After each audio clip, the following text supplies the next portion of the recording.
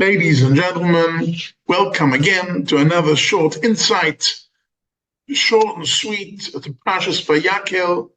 We have a parsha which is already coming towards the actual building of the Mishkan. That means we had the planning in Truma and Tetzaveh and Kitissa. Now Vayakel Pakur is actually putting it together. And for that is needed a very special person. Somebody we have not heard of from before, and somebody we will not hear of afterwards. But he is being appointed, a very special appointment by Moshe Rabbeinu himself, with a long introduction to explain how much of a special person he really is. And I'm talking about Bezalel ben Uri ben Chur Lemata Yehuda. Bezalel was the person who was appointed to do the construction itself.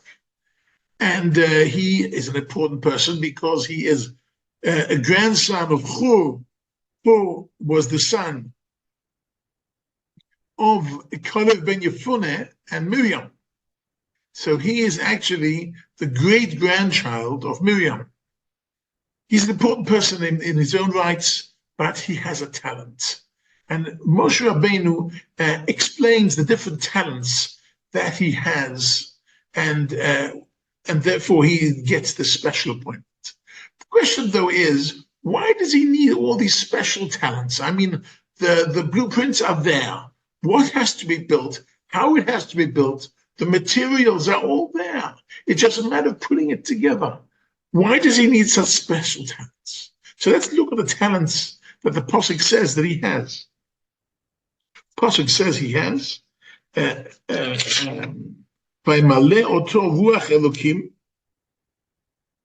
he has a spirit of God,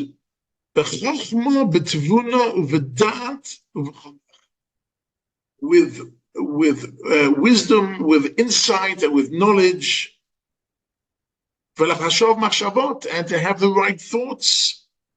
What's going on here? And then to add to that, and he also knew how to explain this. Mile otam chokhmat lev. He and Eliyav got chokhmat lev. What does it mean, chokhmat lev? What does it mean, the knowledge? What does it mean, the knowledge of the heart? What's going on here? What are these special attributes? And what is so special about Bezalel that he gets this key appointment to actually be the constructor? So let's look at a few points. First of all, he needed Chachma, Bina, V'dat. He needed also knowledge, also insight, and also the data. For what? For building it in a way that each piece will have the right intention. As we know in the things which have holiness, we have to have the right intention. When we have a sofer stam who writes a sefer Torah or mezuzah, he has to have the right intentions when he writes Shem Hashem.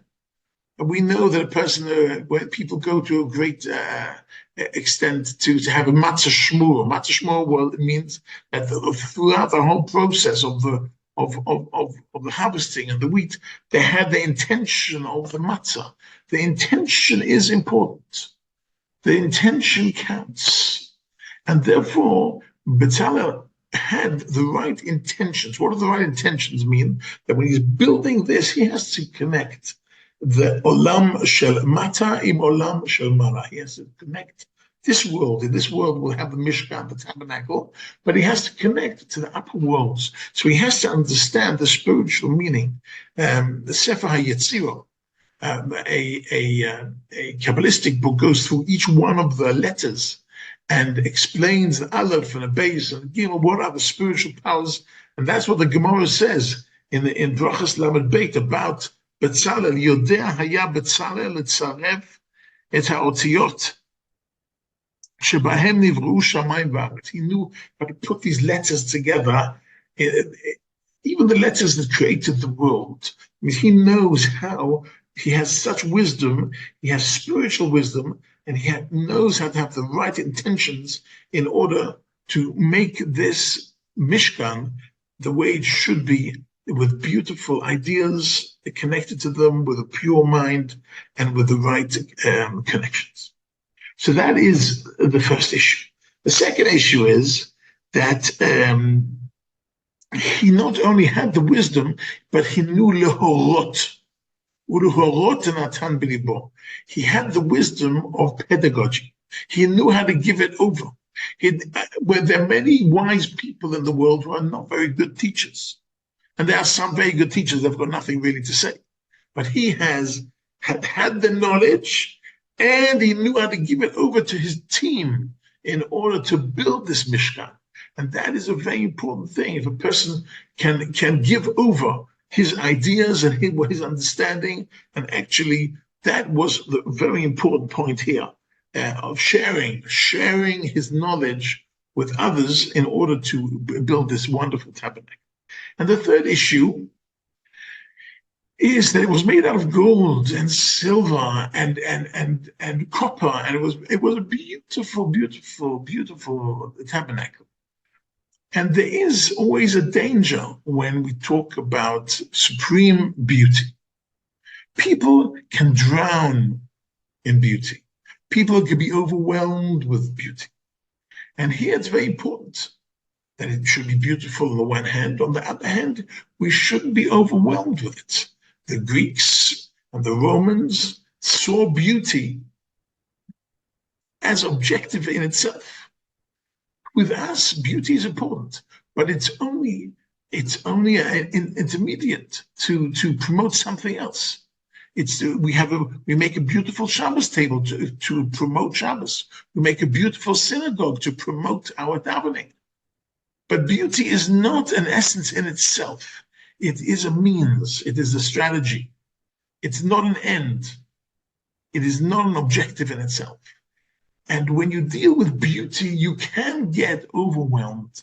And therefore, in Tehillim Tzadi Aleph, it says, the chapter of protection, Yosher B'Seta Elyon, Betzel Shaddai Yitlona. Betzel Shaddai is Betzel is in the shadow of Shaddai is El. He was sitting in the shadow of Hashem. Why does he sit in the shadow of Hashem? Because he needs a protection. He needs a protection from being carried away with beauty. And this is very important. All these are very important. Fourth and last idea I'd like to share with you is that he was a Chacham Lev. He understood in the heart. What does the heart mean? So the Hasidic rabbis talk about the fact that everybody brought something to building this Mishkan. And some brought it with all their hearts. And some gave it and said, okay, here, take it. Don't bother me. Some gave it with all their heart. Some didn't give it with all their heart. So he knew how to he knew how to see in each object how much heart was put into it. And if there's a lot of heart put into it, so it went, I don't know, into the Ark, into Kodesh HaKadoshim. It was that gold was in the Kodesh HaKadoshim, with the Kruvim, or wherever. But if it was given, whatever. So it was much more external and much more less important. It had a much less important position in the Mishkan itself. So therefore we see this person is a special person. He also knows how to give it the right intentions to connect it eventually between HaKadosh Baruch Hu and Am Yisrael, the right kavanah.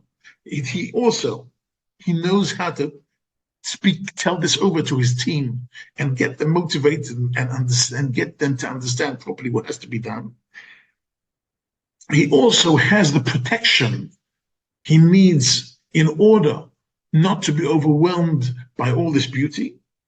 And finally, he knows how to listen to the heart of the people who gave all these different objects and materials. And according to how much heart was put into it, that is how central these things were in Mishkan itself. Wishing you all a very lovely Shabbat Shalom.